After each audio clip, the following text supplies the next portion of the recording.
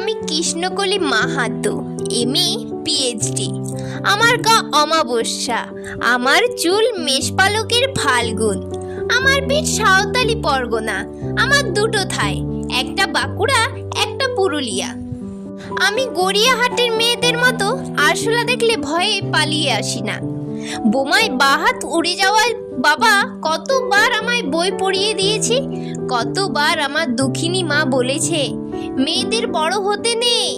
মা, আমি ইউরোপ থেকে ডাক পেয়েছি, এই দেখো ইমেল। দলিত সম্মেলনে আমি পেপার পড়িতে চলিছেছি। মা, আমি তোমার কৃষ্ণকলি মাহাতো, এমএ পিএইচডি। আমি যার কাছে পিএইচডি করতাম সেই প্রফেসর আমাকে রায়চকে নিয়ে যেতে চাইলেন। আমি বললাম, কেন রায়চক কেন? উনি বললেন, রায়চকে না গেলে পিএইচডি পূর্ণ হয় না। আমি বললাম, কেন? আমি আপনার ফ্ল্যাটে যেতে পারি। উনি আঁতকে উঠে বললেন, না না না, আমার বাড়ি না। আমার পিএইচডি 1 বছর পিছিয়ে গেল। আমি ফোন করলাম, স্যার আমি রায়চকে যাব। হোটেলের ঘরে তিনি আমার মুকুটমণিপুরে হাত দিলেন, আমার সাঁওতালি পরগনা হুক খুলে ফেললেন। হাঁ হয়ে দেখতে থাকলেন আমার বাঁকুড়া, আমার পুরুলিয়া।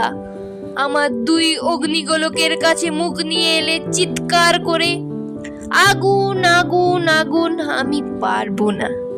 সেদিন আমার প্রফেসর আমাকে ফেলে পালিয়ে গেলেন।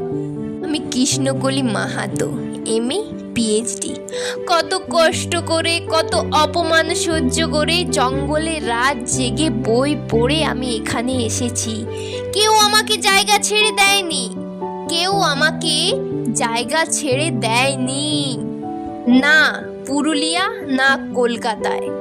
মা, আমি চেকিং করে ভিতরে এলাম। আমি ইমিগ্রেশনে দাঁড়িয়ে, বাবাকে দেখে রেখো, মানুষটা একটা হাত নেই। অফিসের আমার নাম উচ্চারণ করলেন, কৃষ্ণকলি মাহাতো। আমি বিমানের সিঁড়ি দিয়ে উঠছি মা।